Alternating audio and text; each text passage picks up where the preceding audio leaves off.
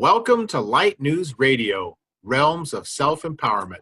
Now in our 5th year, bringing you topics on the mind, body, spirit, and the tools and techniques to awaken you to higher levels of consciousness.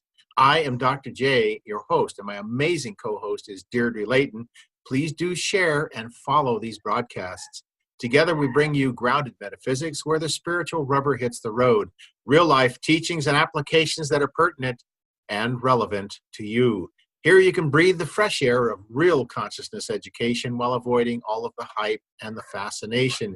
We are all about assisting you to empower your life through understanding your true spiritual nature. So come aboard our beam of light and enlighten your load as we travel the waves of knowledge and wisdom. And Deirdre, it is so great to see you. I know you're still on Vancouver Island at the time of this. We're doing a pre-record here. But it is just so great to see you, especially with that big smile pasted on your face, because I was thinking about what would be a great topic for today when, our families and some dear friends of ours and other friends of ours are all going through so much. Today's topic is, why do we struggle so much? Now, turmoil.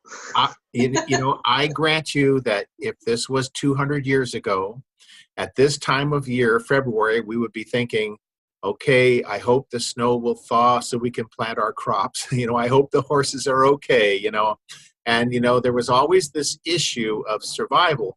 But it's interesting, too, because, we've got the survival thing kind of licked, and yet there's so many different stressors today that we never even dreamt of.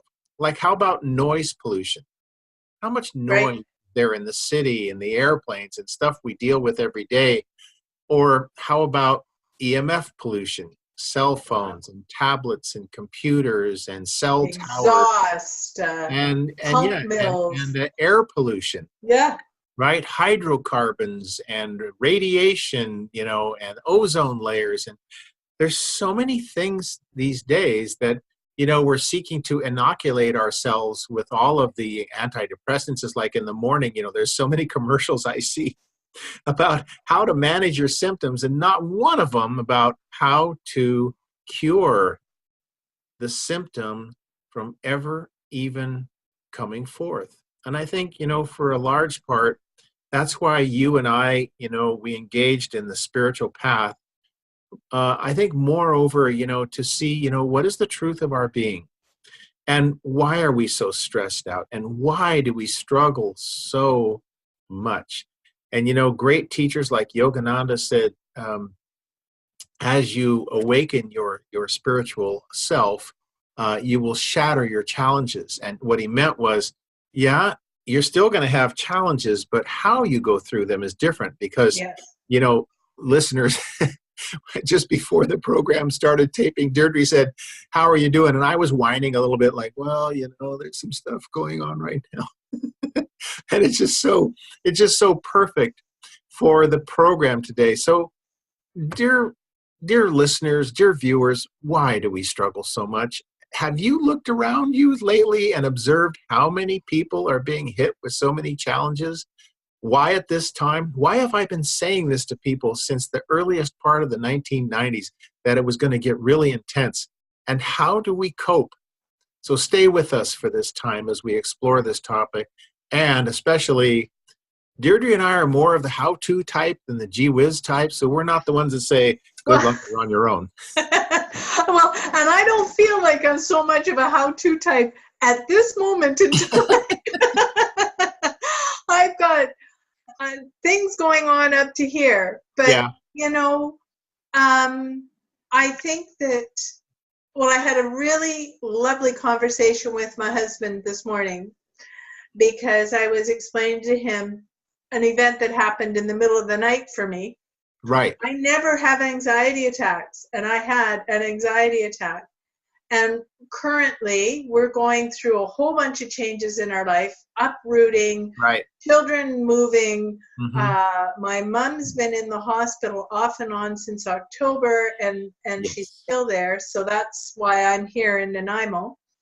And it's just, I keep thinking, okay, I've got this duck to do, and I've got this duck to do, and I got this duck to do, and that one's wandering over there, and there's a pond over here, and it goes on and on.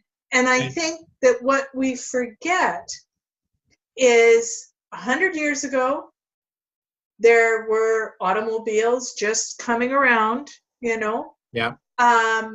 But when something happened, you dealt with it. You didn't have to worry about all of this other stuff going on around you. Simultaneously. Yes. Today we have the internet, we have the TV, we have the telephone, we have all of these distractions. Social media networking. Exactly. Yeah. And so what you find is that when it comes down to the crunch, you really haven't been spending the time with yourself because you're so involved with all this other stuff that you forget the importance of taking that time out. My grandparents used to say, early to bed, early to rise, makes a man healthy, wealthy, and wise. Yes, I remember that. And I think the healthy part is so true. And we didn't have so many distractions 100 years ago. Exactly. We didn't have so many people telling us what to wear, how to dress, how to behave. We didn't have people enforcing a kind of I don't know exactly how I'm trying to say this, but we've had people enforcing their will on us for millennia, for thousands of years. Well, they're ideals of what should be done. But there wasn't so many distractions. There wasn't so many multiple things. It's like, we hear this term today, soccer moms, and it's a colloquialism we've used for, younger women who are now mothers, but also taking their children to and from school and fixing them lunch and managing the house along with maybe a career. And then the husband is probably doing a lot of the same. Maybe there's soccer dads. And so by the time you deal with this, you are exhausted. The bones are aching. Your mind is adrift with, oh my God, how am I going to? You're just kind of like this, floating around and totally ungrounded, both physically ungrounded and mentally and emotionally ungrounded. And by that time, you don't know where you are and where are the rewards and the succinct love of this lifetime. And so there were great saints, one of them by the name of Vivekananda. And he said, cease your struggles and lay back in the river of consciousness. And it's interesting, too, because if you think about that literally in a slow-moving river, if you lay back, you wouldn't notice so much the movement of the water because you're floating along with it. Mm-hmm. And I think in a way, what Vivekananda was saying was that there's a certain flow to all of our lives should we decide to be in that flow. But we get a case of what I like to call the yabbits. Yeah, but I've got this. And yeah, but I've got that obligation. Yeah, but I got this. And so, what really is urgent and what's important and really what are the distractions that are taking you away from an internal focus? And I don't mean an internal focus like we're all supposed to be in the full lotus position, meditating 24 hours a day, on the range. But yet there is a lot to be said for a spiritual centeredness and a mindfulness of, we joke about how many breaths can you take at the same time, or which breath is your most important breath. Well, obviously, this one you can only take one at a time, and yet your monkey mind will go, yeah, but. And at the same time, what can you do in the moment? So here's one of the things that really works, and you may not think so, and Deirdre, you can back me up on this. The act of taking a moment to reflect on a decision you're about to make is more important than the decision, because the real spiritual juice is you interrupting that distraction to say, wait a minute, I can choose my response. I don't have to just react. I'm going to breathe in, and I'm going to consider how I may respond. Now, you guys who are viewing this, you may not think that that's very powerful, but what you just did is you interrupted a distraction to say, wait a minute, what do I feel? Yes. Now, you might say, I feel pissed off. Yes, that's true, but anger can motivate a constructive movement in your life. It can be very constructive. But think about, if we really are these spiritual beings who have these physical existences, and if we really are in a oneness, then just taking that one moment, while you may not think so, that one moment of saying, wait a minute, I have a choice of how to respond. Even that is the spiritual juice. That is the spiritual power, because it's you commanding the power of your will to Yes. intercede in that chaotic flow, and to put Well, yourself more in a natural flow. and last night, like I mentioned a few minutes ago, Yeah.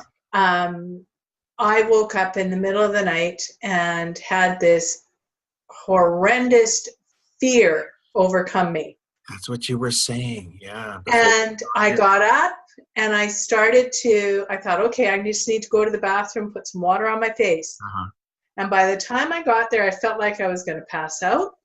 I felt nauseous, and I was allowing my mind to run with what was going on.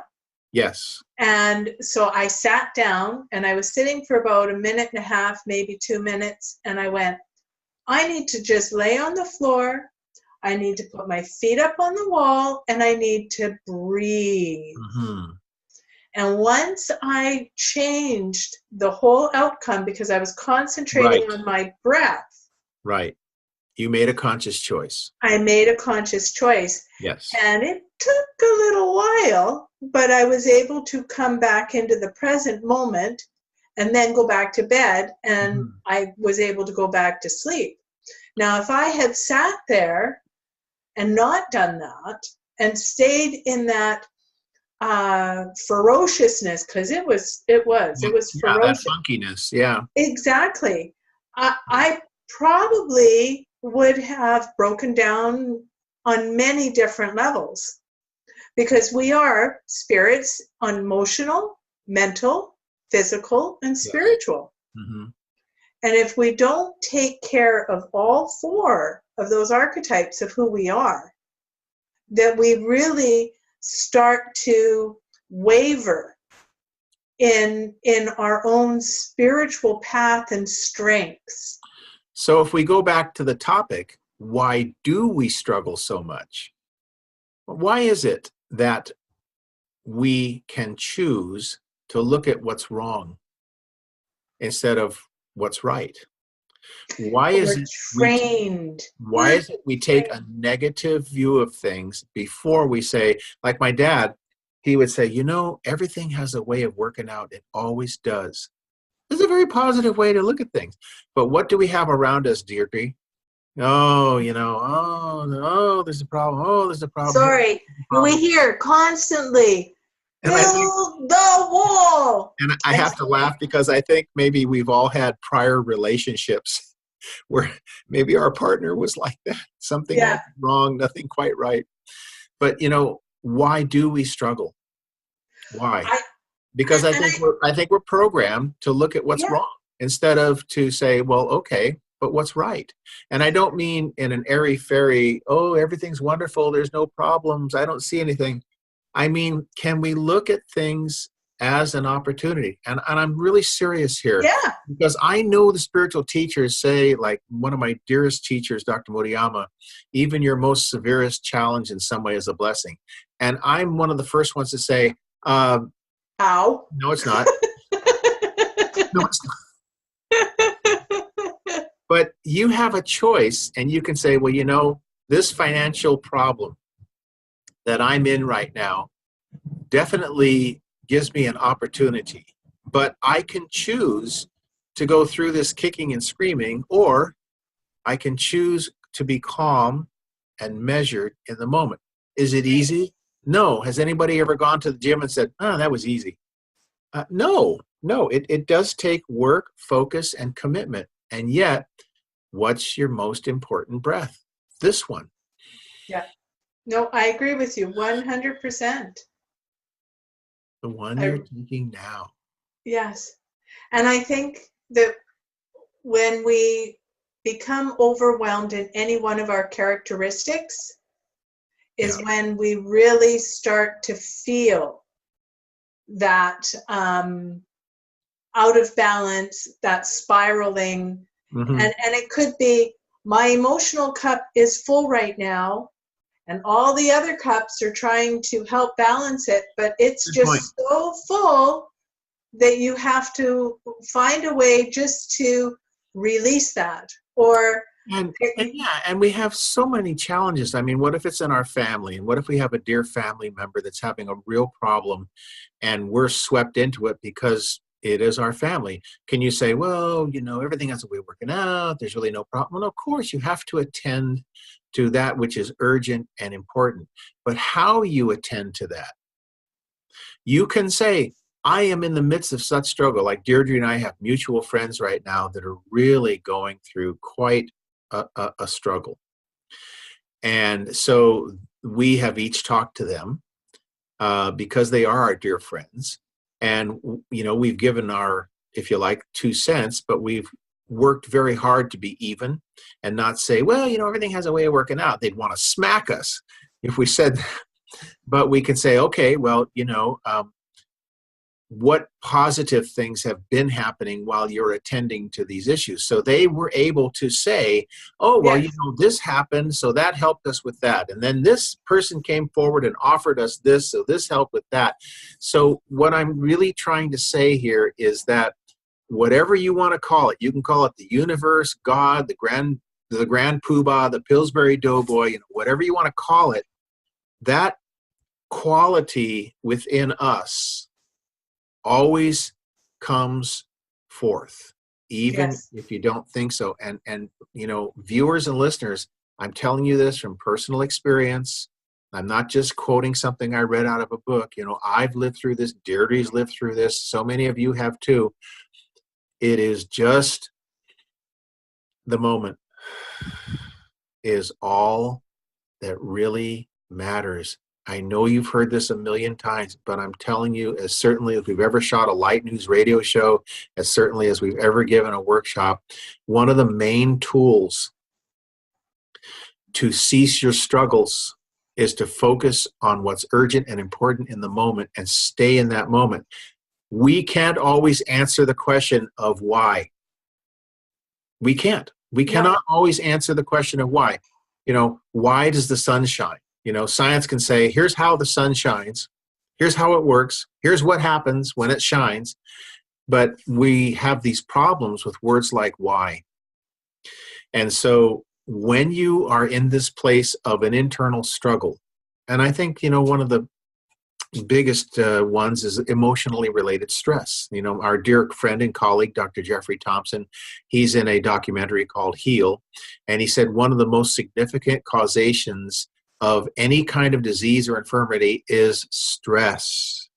Stress, and having the ability to recognize the stress so that we can de-stress or move through it in a healthy way. Yeah. Right?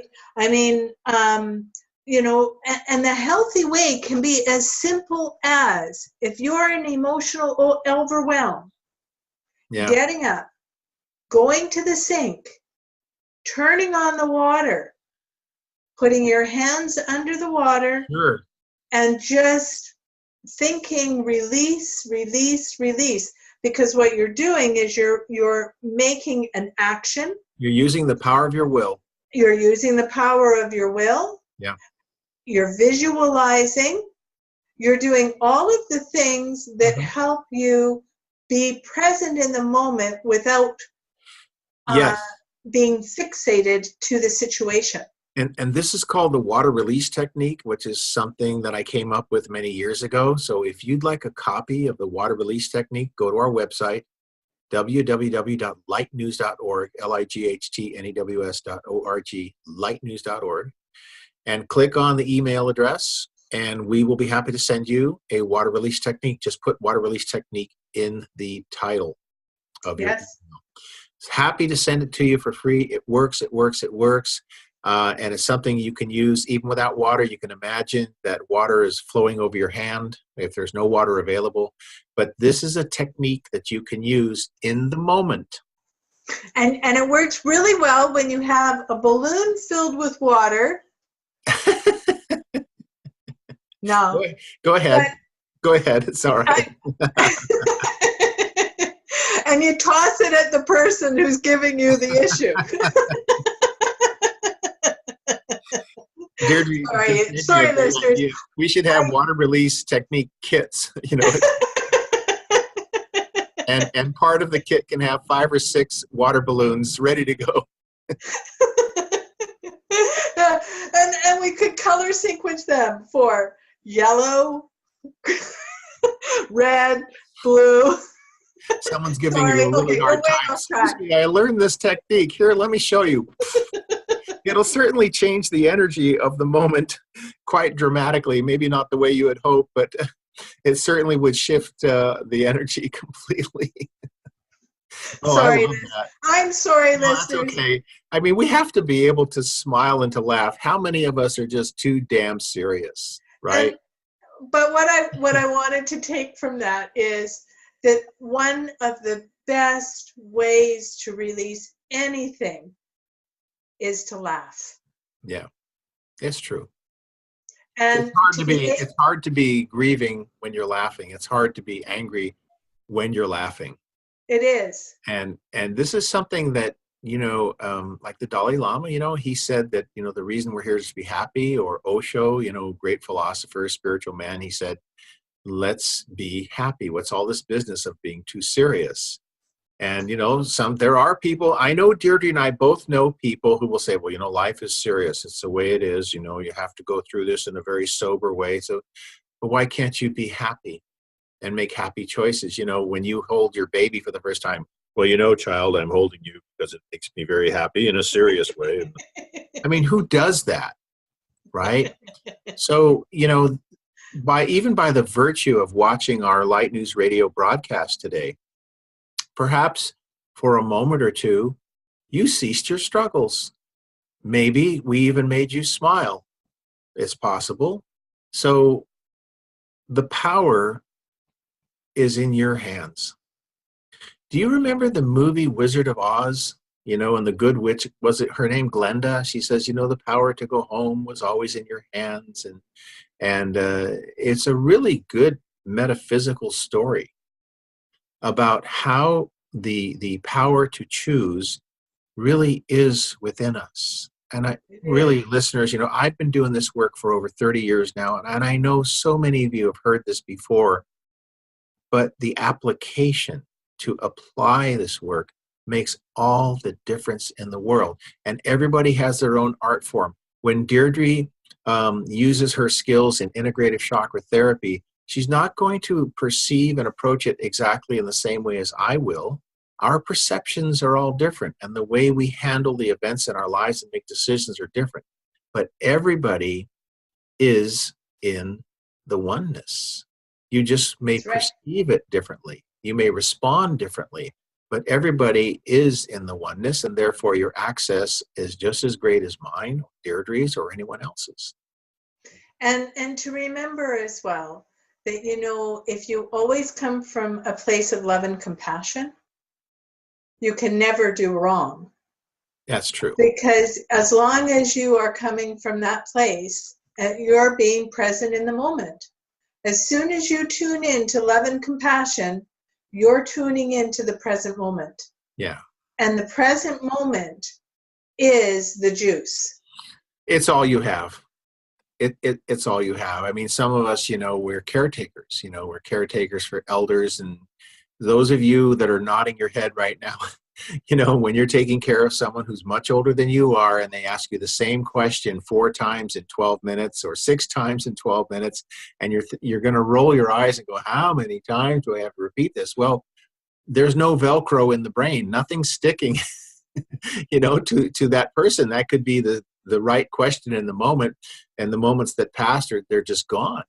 So, to give an older person dignity without you being in that struggle of how many times do I have to do this? Well, this moment is when they're asking the question. Now, I can tell you, I look after my mother. She's older, and sometimes I'm not the most patient person on the planet, and I have to employ the very same techniques that Deirdre and I are speaking to you about. We all have this opportunity, and yet I tell you truly, there is so much opportunity for growth. Why do we focus on what's not working? Why can we not focus on what is working? If the universe is ever evolving, self-unfolding, and always expanding, what does that say about you and me and our potential? Why aren't we saying, yes, I surrender to the truth of my spiritual power? Because we want to control the outcome. And the egotistic monkey mind says, well, it must work like this in order for it to work and you'd be successful in it. Shut the F up.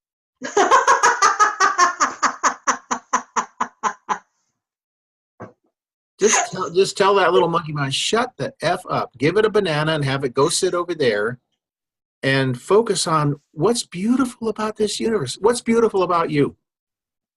Okay, you're watching this program. When you're thinking in your mind and in your heart right now, think of two things about you that is beautiful right now in this moment. What are two beautiful things about you? And if you can't do that, then you need to spend some time in meditation. Now, your assignment is the next day, go find two people and tell each person one thing you really like about them. What you really like about them. Deirdre, one of the things I really like about you is how focused you are, but how you also remain so happy in your heart and so God-centered. That's how I see you. And I really like that because it's very contagious to other people. They become happy because you're such a happy soul. Now, that took me about, 40 seconds to say? But think of if you're talking to a friend of yours or an acquaintance and you come up to them and say, there's one thing I really like about you. Now, while I was saying that to Deirdre, do you think I was struggling? Do you think I was struggling so much? Or when I'm saying that to Deirdre, what if she's going through a struggle I don't know about?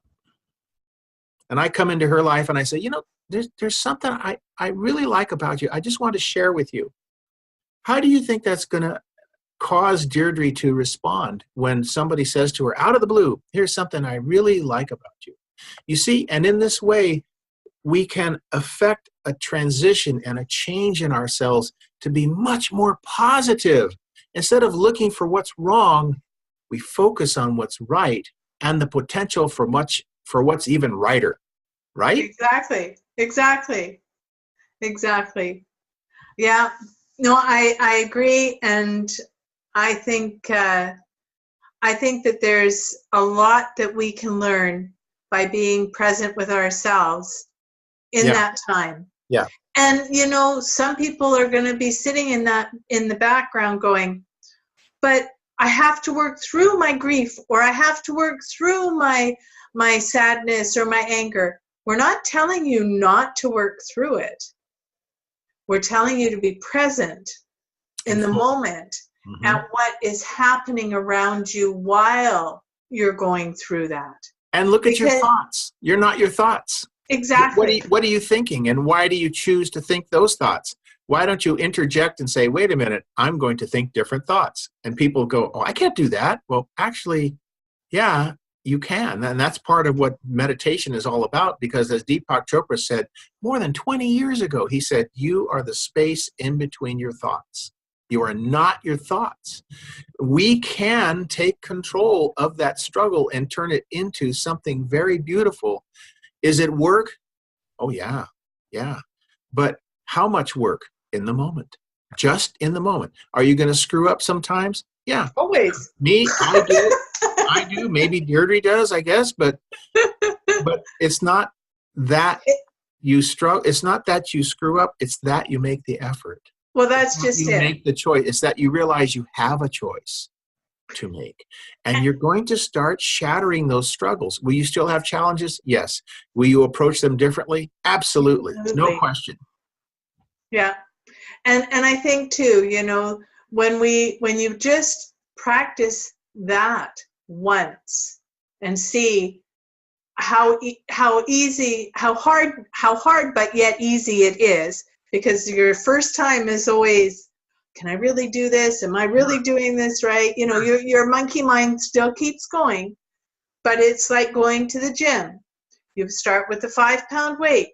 You lift the 5-pound weight a dozen times, and next thing you know, you're lifting a 7-pound weight. And next thing you know, you're lifting a 15-pound weight.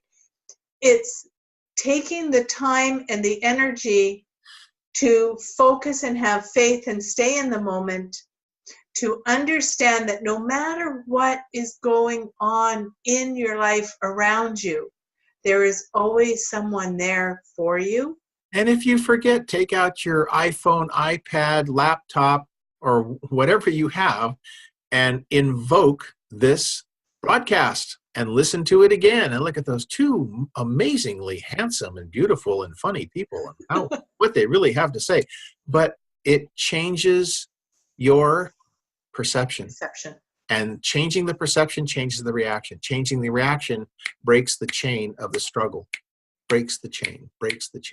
And every time you do that, it breaks a little more and a little more.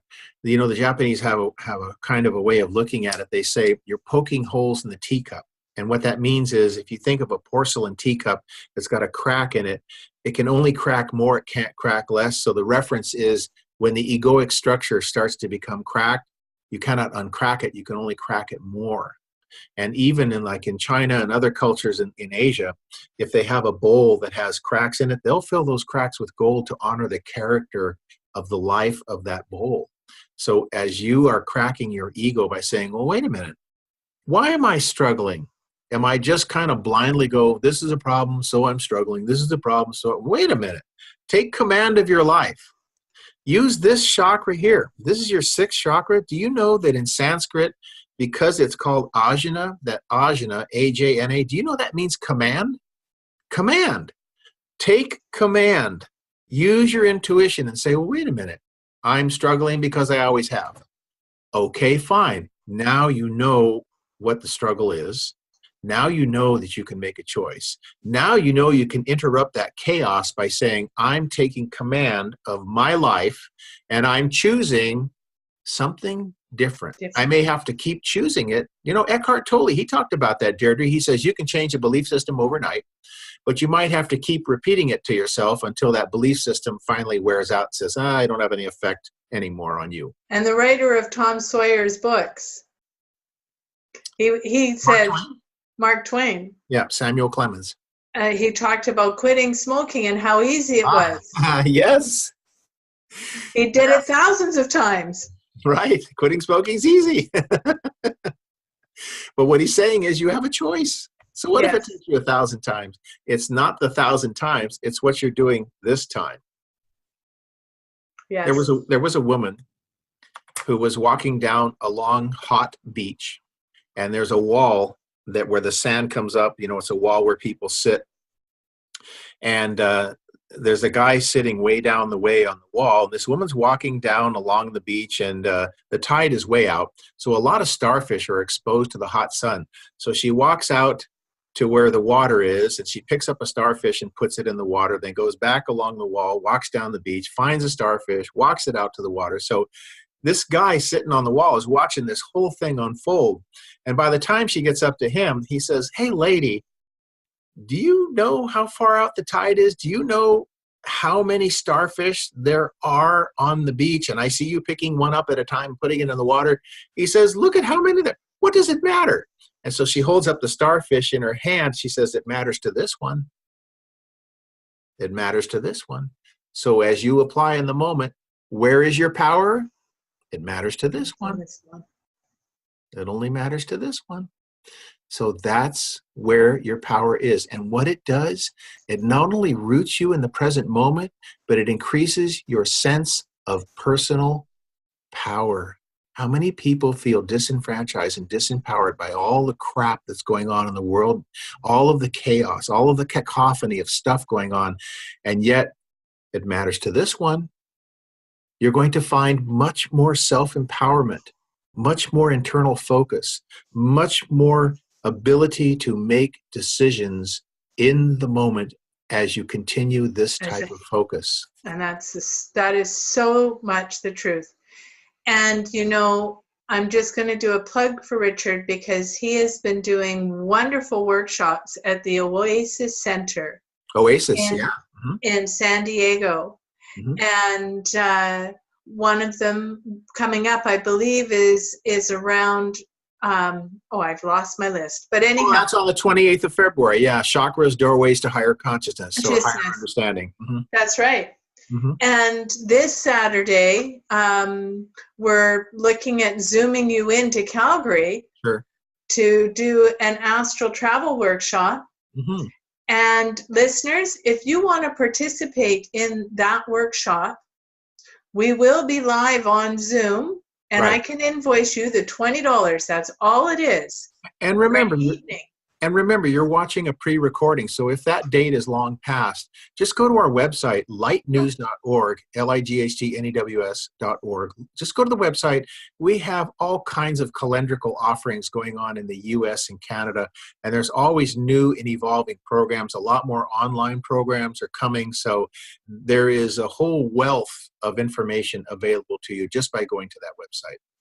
And I also want to congratulate the teachers that you have for your integrative chakra therapy class, because this weekend in Calgary, your newly graduated teachers, they've been graduated a little while, will be working with me to teach levels 1 and 2. In integrative chakra therapy, which is a program in energy medicine and energy psychology that I created over 20 years ago. And we have new classes starting twice yearly in the US and Canada. This is true. This is so true. So with us being 37 minutes into this recording today, I'm feeling we have covered an awful lot of information. I think so, yeah. And we had to pre-record because I have obligations at the California Institute for Human Science. And so sometimes we're just faced with having to pre-record. So Deirdre, before we sign off, would you have a few words that you'd like to say? I would really like to say that if anyone is feeling completely overwhelmed, completely out of touch, or in a space where they just don't know how to get out, to first of all, take a deep breath, realize that you are loved. You will always be loved.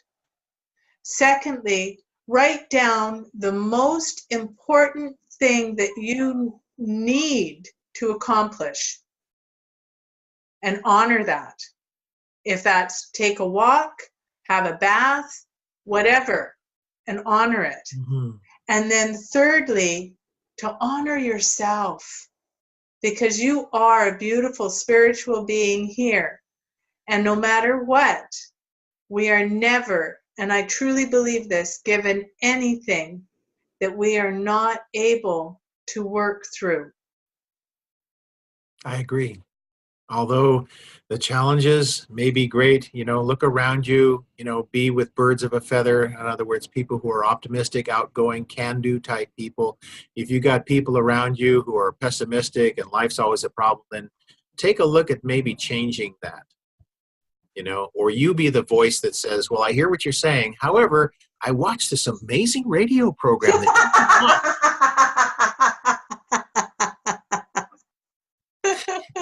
and life is not the bummer that you think it is. So thank you, listeners. So, Deirdre and I, we've been doing Light News Radio coming up close to 5 years now, and we just love it. And of course, we're going to do a lot more online stuff and webinars. And of course, the website is lightnews.org, lightnews.org.